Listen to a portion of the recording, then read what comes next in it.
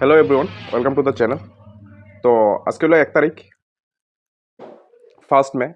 তো আজকে হলো আমরা তোমার off day trading Maharashtra day উপলক্ষে ট্রেডিংটা অফ রাখা হয়েছে। আজকে এক্সচেঞ্জ অফ আজকে কোনো ট্রেডিং হইতো না এক্সচেঞ্জের মধ্যে।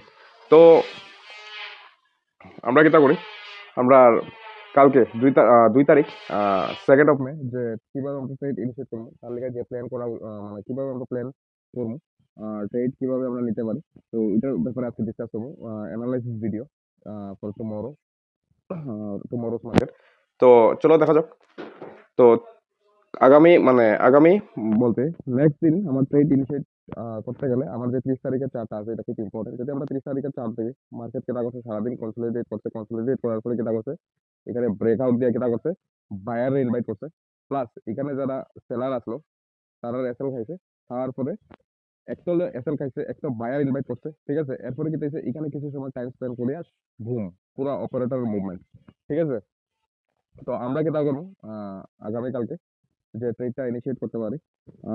তো কিটা করতে পারি, তো এত বড় তো মুভ হয়েছে, ঠিক আছে। এত বড় মুভ হইবার পরে এখান থেকে যারা সেলিং করছে তারা তো কোনো সময় তারা রেসেল দিত না, তারা লস বুক, তোমার প্রফিট কম বুক করবো, কম বুক করে বাইরে দিব, বাট তারা ফুল এসএল দিত না। তো যখন ফুল এসএল দিত না তখন এখানে এইটাকে টার্গেট করে লাভ নেই, ঠিক আছে।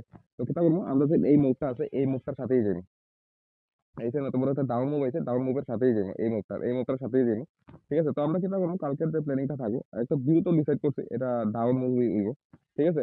যদি ক্যান্ডেল হয়, ঠিক আছে। তো ডাউন মুভ ইনিশিয়েট করবো।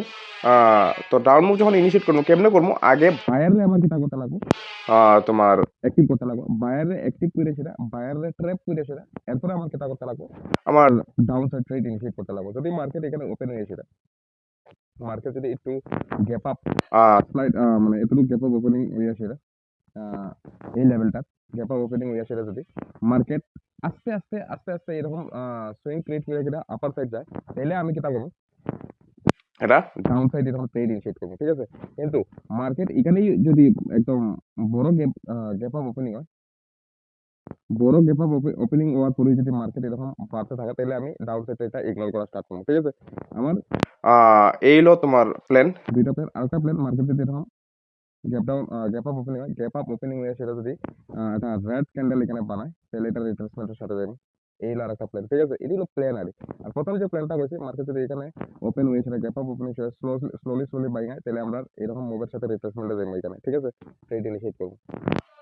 তো সবগুলো প্ল্যান ডিসকাস হলো, কিন্তু যদি গ্যাপ ডাউন ওপেনিং হয় মার্কেট, তাহলে কি তা করবো, পুরা আমি কি তা করবো, ওয়েট করার পরে যে ইন্টারডে এসএল ক্রিয়েট হইব, এই ইন্টারডে এসএল ক্রিয়েট হইবার পরে এটার উপর ডিপেন্ড করে সেটা আমি ট্রেড করবো, ঠিক আছে। এটা আমি কোনো কিছু বুঝতে পারছি না, আমার কোনো আইডিয়া নাই গ্যাপ ডাউন আমি কিভাবে ট্রেড করবো। এটা সম্পূর্ণ ইন্টারডে তোমার চার্টের উপর ডিপেন্ড করবো, ঠিক আছে। কিন্তু গ্যাপ আপ যদি ওপেনিং হয়, তাহলে যেভাবে গেছি এইভাবেই যদি আমি ট্রেড পাই, এইভাবেই আমি